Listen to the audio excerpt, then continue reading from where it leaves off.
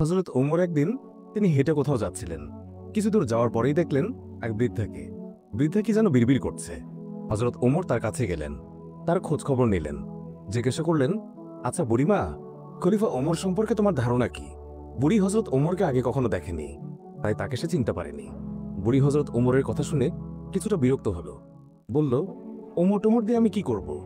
আমার কি এমন ঠেকা পড়লো যে আমার তার খবর নিতে হবে? নিজের চিন্তায় বাঁচি না। বুড়ির কথায় ছিল রাগ আর অসন্তোষের ছাপ। হযরত ওমর আবার তাকে জিজ্ঞাসা করলেন, বুড়িমা, ওমরের উপর তোমার এত রাগ কেন? বুড়ি চেঁচিয়ে জবাব দেয়, রাগ হবে না কেন? এই যে সে খলিফা হয়েছে, তো আমায় কি একটা পয়সাও দিয়েছে? নাকি কোনোদিন আমার খোঁজ খবর নিয়েছে যে আমি কি হালতে আছি? ও মানুষ না। হযরত ওমর বুড়ির কথা শুনে বড়ই চিন্তিত হলেন। ঠিকই তো, আমি তো তার তেমন খোঁজ খবর নিতে পারিনি। তিনি কিছুটা নরম হয়ে বুড়িকে আবার জিজ্ঞাসা করলেন, আচ্ছা, তুমি কি অবস্থায় আছো ওমর কি করে জানবে? তুমি গিয়ে ওমরকে সব জানিয়ে আসলেই তো পারতে। বুড়ি জবাব দেয়, কেন? আমি জানাতে যাব কেন? ওমরই তো আমিরুল মুমিনিন, সেই তো সবার খোঁজ খবর নেবে, আর এই জন্যই রাষ্ট্রের দায়িত্ব গ্রহণ করেছে। রুক্ষ ভাষায় বৃদ্ধা জবাব দিল। হযরত ওমর শান্তভাবে আবারও বললেন, আচ্ছা, ওমর খলিফা হওয়ার পর তুমি যে কষ্ট পেয়েছ, সেই কষ্টের বিনিময়ে তুমি কত টাকা পেলে ওমরকে মাফ করে দেবে? বৃদ্ধার সাথে এসব কথা চলছে। এমন সময় হযরত আলী এবং আব্দুল্লাহ ইবনে মাসউদ রাদিয়াল্লাহু তাআলা আনহু তারা এসে হাজির হলেন। তারা হয়তো কোথাও যাচ্ছিলেন, এসে সালাম দিলেন, আসসালামু আলাইকুম ইয়া আমিরুল মুমিনিন। আগন্তুক দুই ব্যক্তির মুখে আমিরুল মুমিনিন শব্দ শুনে বৃদ্ধা তাজ্জব হয়ে গেল। সে ভয়ে কাঁপতে লাগলো, আর ভাবতে লাগলো যে উমরের সামনে তাকে এত গালমন্দ করেছে। দারুণ অনুতপ্ত হলো বুড়ি। হযরত ওমর বৃদ্ধাকে সান্ত্বনা দিলেন, আর বৃদ্ধার হাতে 25টি স্বর্ণ মুদ্রা দিয়ে বললেন, বুড়িমা, তুমি এই চামড়ায় লিখে দাও যে কিয়ামতের দিন ওমরের কাছে আমার কোনো দাবি নেই। বৃদ্ধা তখন তাই করল।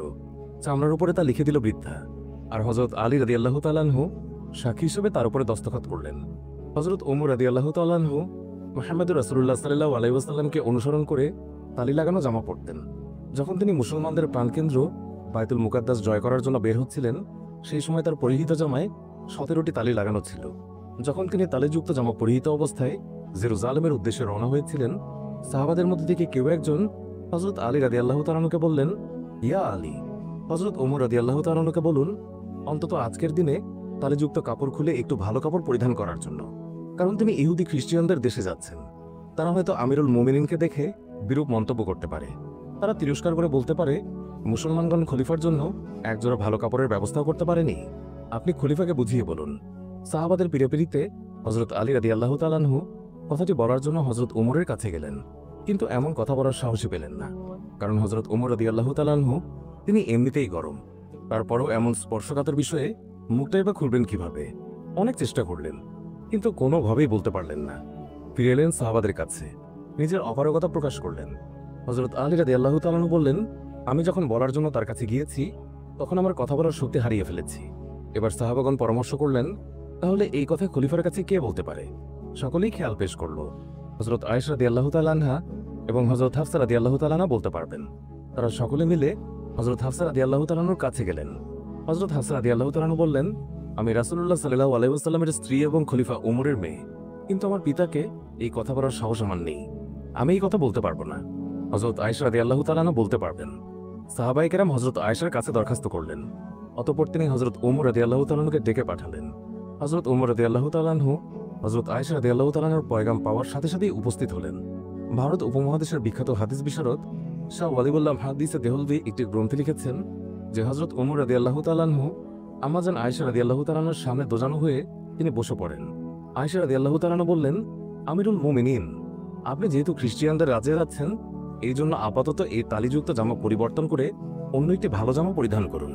আম্মাজান আয়েশা রাদিয়াল্লাহু তাআলা আনহার কথা শেষ হতে না হতেই খলিফাতুল মুমিনিন কেঁদে ফেললেন।